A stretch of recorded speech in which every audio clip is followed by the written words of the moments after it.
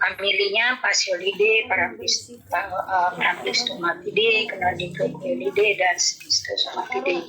Genusnya ada beberapa, nanti akan kita pelajari langsung.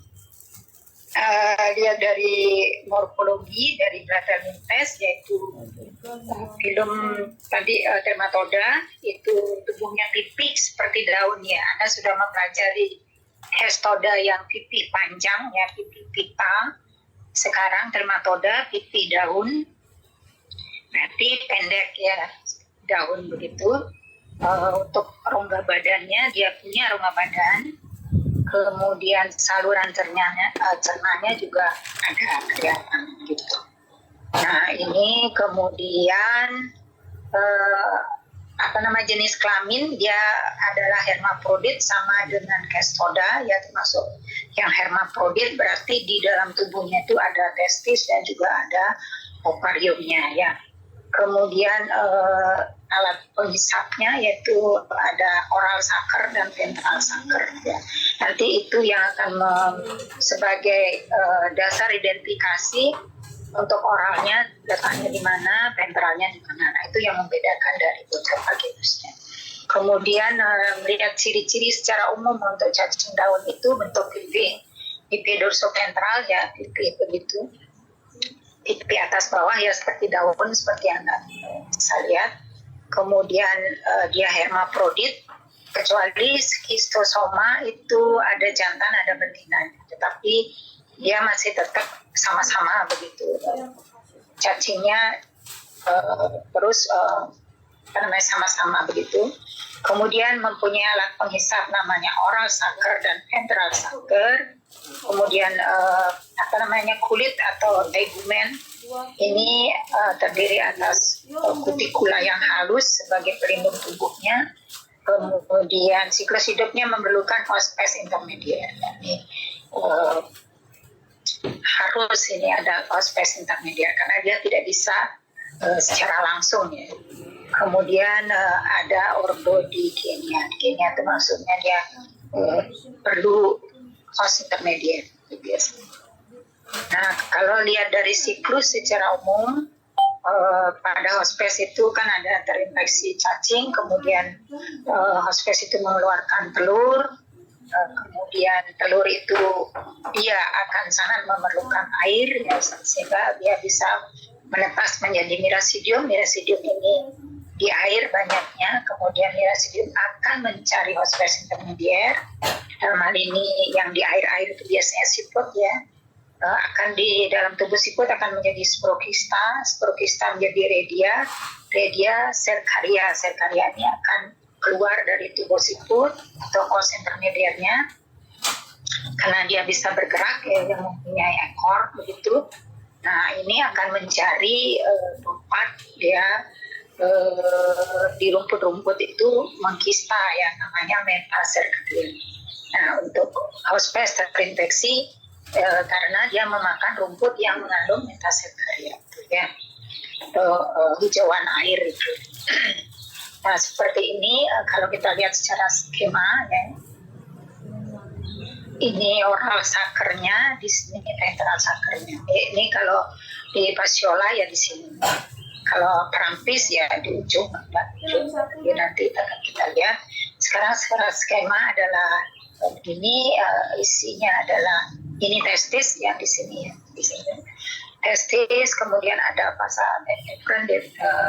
efren, kemudian vesikas inalis, tempat mengeluarkan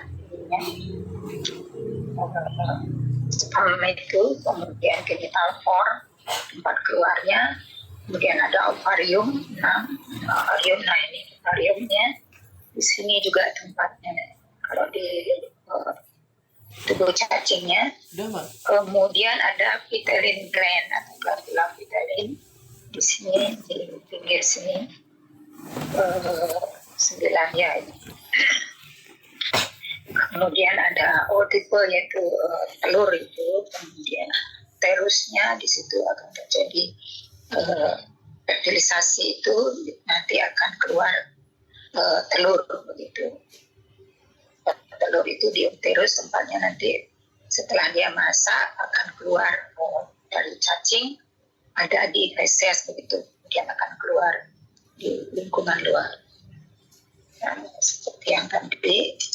Kemudian saya langsung saja ke genus Fasciola. Ya, Fasciola ini masih Platyrmyntes ya, plat seperti daun. Dia digenia, familinya Fasciolidae, genusnya Fasciola. Nah, Fasciola ini kita kenal ada dua, yang Hepatica dan Gigantica. Untuk di Indonesia yang ada ya masih dalam sejauh ini yang penelitian orang itu Fasciola gigantica. Mungkin secara molekuler itu ada yang bentuk peralihan antara Fasciola dan antara Hepatica, Fasciola gigantica dan Hepatica. Kalau Hepatica itu yang di luar aja, yang di musim itu biasanya ada Hepatica.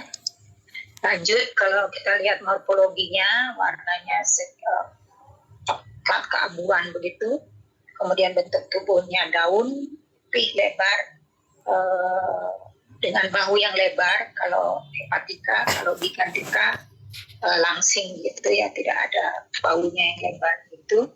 Kemudian ventral suckernya sama besar dengan oral sucker, sama juga Gigantica demikian. Ukuran tubuhnya panjangnya 50 mili, lebar 15 mili. Mungkin ya sekitar itu juga untuk Gigantica. Kalau yang Gigantica yang lebih transparan. Kalau kita lihat hospes intermediernya atau antaranya adalah linea auricularia dan linea tomentosa. Nah, ini yang tidak ada di Indonesia, sehingga Fasciola hepatica tidak ada di Indonesia karena host intermediernya atau siputnya belum teridentifikasi ada di Indonesia. Yang ada adalah linea javanica. Mungkin nanti Anda ini yang tertarik dengan ini untuk meneliti, siapa tahu sudah berubah ya, mungkin saja ada.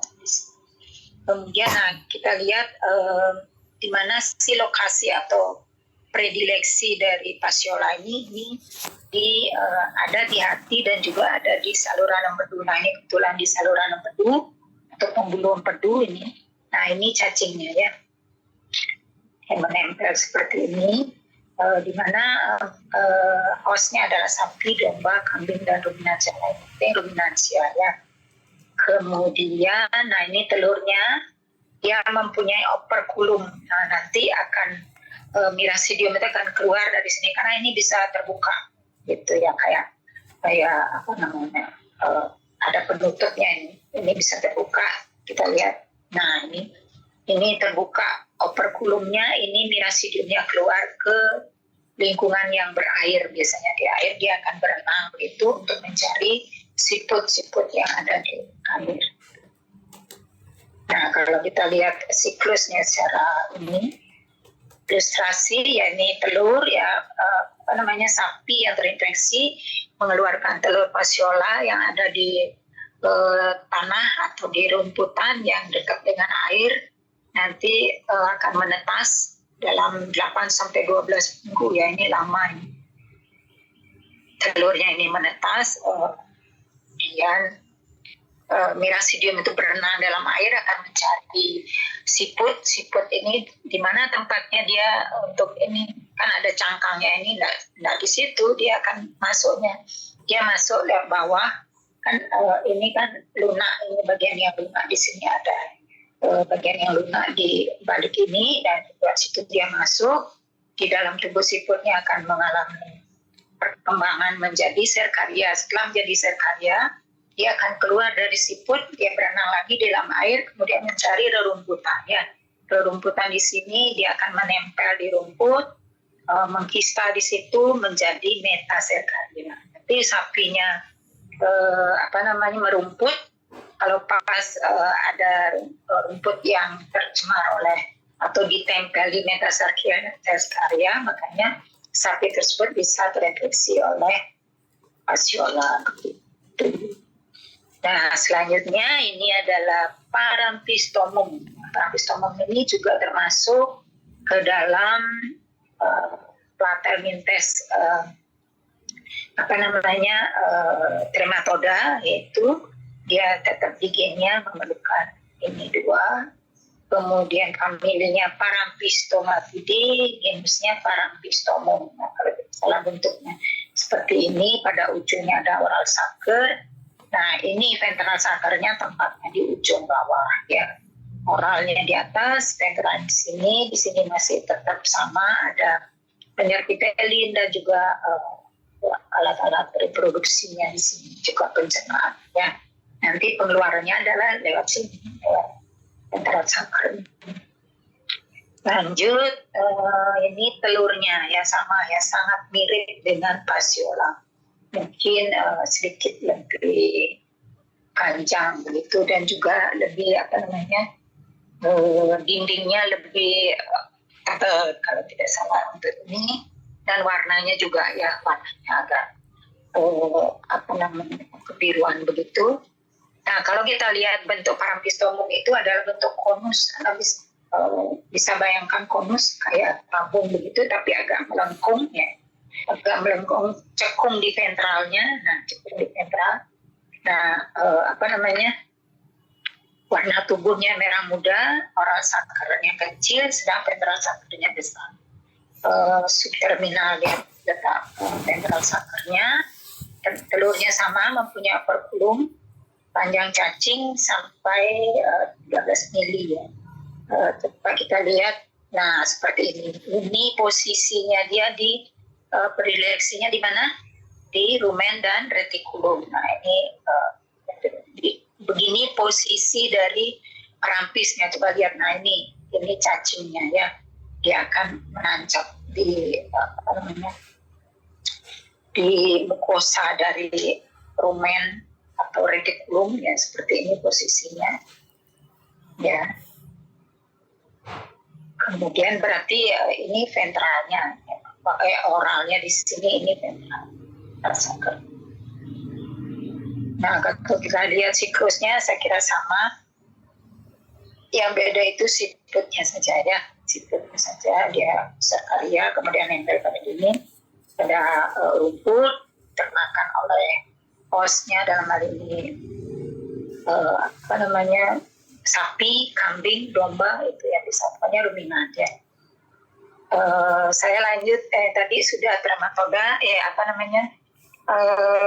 parampis, sekarang Eurythrema ya. Kalau Eurythrema ini sama di gennya, genusnya Erythrema, spesiesnya Erythrema pancreaticum. Kalau kita melihat dari spesiesnya pancreaticum, dia ada di pankreas ya. Ini cacingnya seperti ini ya, mirip. Kemudian kita lihat ukuran cacing dewasa sekian, tubuhnya tebal dan berduri ya, berduri. Sakernya besar, oral sakernya lebih besar dari ventral saker. Faringnya kecil, oesopagusnya pendek, testis terletak horizontal. Nah, seperti ini oralnya lebih besar daripada ventralnya. Ventralnya di sini ya. Kalau kita lihat fasciola juga seperti ini, parampis lain di sini ventralnya. Kalau ini mirip dengan fasciola ya di tengah-tengah untuk ventral suckernya. Dia mempunyai atau memerlukan dua host intermedier, yaitu siput dan juga belalang atau jangkriknya untuk Eurythrema ini. Ini siklusnya seperti ini. Serkaria berkembang menjadi metaserkaria kecil setelah dimakan oleh belalang. Berarti serkarianya masuk ke belalang di sini, serkaria masuk ke belalang di sini akan menjadi metaserkaria, nanti akan termakan oleh, atau kan biasa ya untuk jangkrik ataupun sejenis ini serangga ini. Dia biasa ada di rumput-rumput itu. Nah, secara tidak sengaja pada saat samping rumput dia akan tertelan juga jangkrik seperti ini ya. atau belalang atau jangkrik ya, biasa ada di rumput-rumput itu. Nanti ruminan itu merumput ya tertelan. Kalau yang dua itu Fasciola dan Parampis itu di rumputnya dia menempel, tapi di sini adalah di sini dia jadi metase ya. Ya ini sama dengan yang tadi. Kemudian kalau manusia bisa aja terinfeksi oleh Eutrema karena tertelan secara tidak sengaja yang metaserkaria. Kemudian saya lanjut dengan skistosoma. Ya, skistosoma ini masih termasuk trematoda juga di gennya, tetapi familinya Schistosomatidae. Ya, genusnya Schistosoma japonicum, spesiesnya ada 3 itu, Spindale dan Bovis. Schistosomatidae ini dia ada 2 jenis kelamin. Maksudnya kalau yang tadi Fasciola, Parampis, Eurythrema itu semua adalah hermaprodit ya. Kalau di sini Schistosoma itu ada gininya yang jantan, ada yang betina ada, gitu ya. Kemudian tidak ada fase metaserkaria, juga tanpa redia, dia langsung ke sporokista. Nah ini adalah bentuk cacingnya. Schistosoma bovis, Schistosoma japonicum ya. Habitatnya atau predileksinya adalah di vena porta dan vena mesenterica, dominansia kuda ya, termasuk kuda juga bisa terinfeksi oleh Schistosoma ya. Anjing, babi juga bisa ya, anjing juga bisa. Nah ini bentuknya seperti ini, ada yang jantan, ada yang betina ya. Jantan dan betina, tapi dia selalu bersama-sama begitu, walaupun dia ada jenis kelaminnya ada 2, tetapi dia akan selalu berkopulasi itu, sehingga kelihatan dia satu, tetapi ada 2, ada jantan ada 2. Nah untuk ini adalah serkaria daripada Schistosoma yang lain ya. Dia punya ekor yang bercabang, Urserus atau serkaria yang bercabang. Nah dia unisex ya. Cacing betina lebih panjang dari yang jantan, berada di belakang ovari, telur bentuk oval dan spinal. Cacingnya 26 paling panjang mm, yang betina 20 mm. Telur dihasilkan dalam saluran darah. Mungkin sebentar saya tunjukkan. Dan yang unik di sini telurnya itu berspina, yang ada lancip ini. Mungkin saya lihat dari ini siklusnya yang biasanya yang lebih banyak terinfeksi adalah manusia ya. Sasarannya di manusia. Walaupun yang mengeluarkan itu adalah hewan, misalnya pada sapi telurnya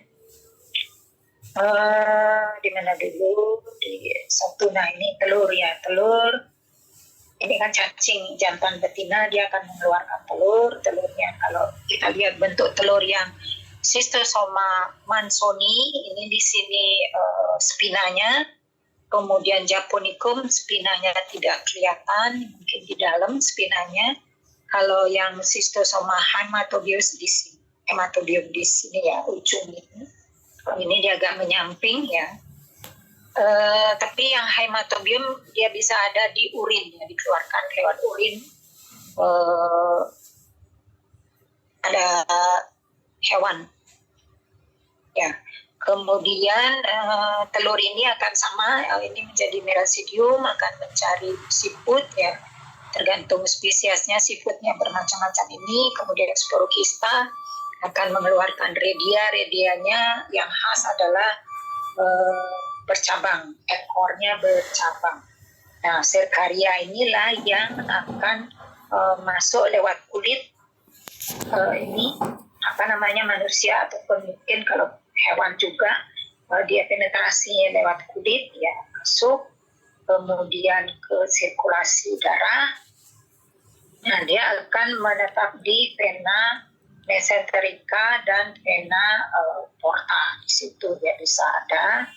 Nanti cacing dewasa itu akan terus mengeluarkan ini apa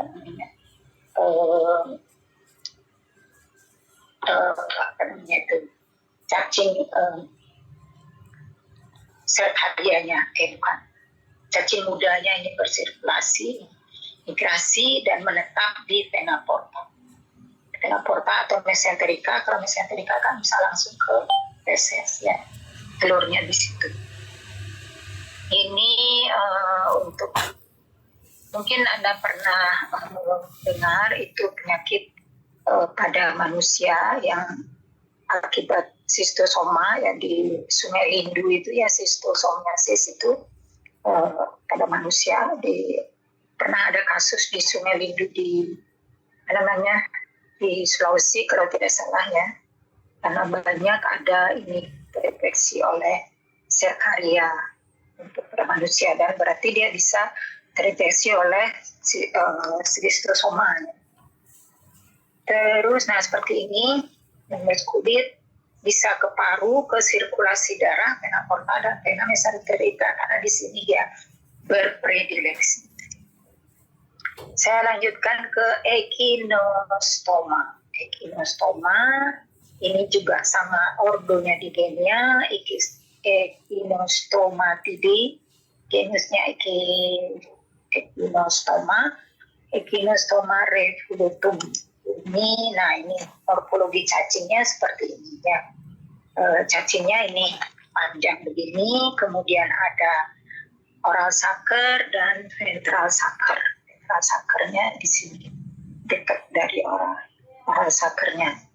Dia yang khas itu ada kolarnya. Ini oral sucker, dia mempunyai spina seperti kolar ini ya, spina ini. Nanti di praktikum mungkin lebih ada yang sudah praktikum untuk trematoda, terlihat bagus sekali ini ya. Oral sucker ada pada bagian dorsal dan lateral. Porus genitalisnya tepat depan ventral sucker, porus genitalisnya kemudian cacing panjangnya 22 mili, lebarnya 2,25. Ukuran telur sampai panjangnya 120 mikron kali 71 mikron. Nah ini kalau kita lihat, karena dia echinostoma itu menyerang unggas biasanya, terutama bebek ya, unggas air lah ya, unggas air ya, terus bebek, ya yang unggas di air begitu. Kenapa yang di air? Karena ininya perlu air ya, karena ada di siput-siput yang ada di air. Host intermediarnya siput Planorbis dan Limnea pisa, Serkaria, kemudian ke ini siput host intermediar kedua, baru ke host ya, kembali ke host ya, ini ya host intermediar 1, host intermediar 2 ya, ini apa ya, gelandak atau apa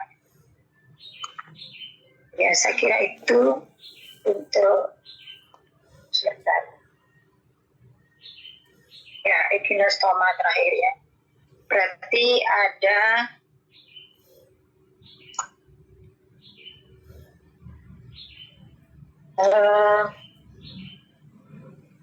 dari Fasciola, kemudian Paramphystomum, kemudian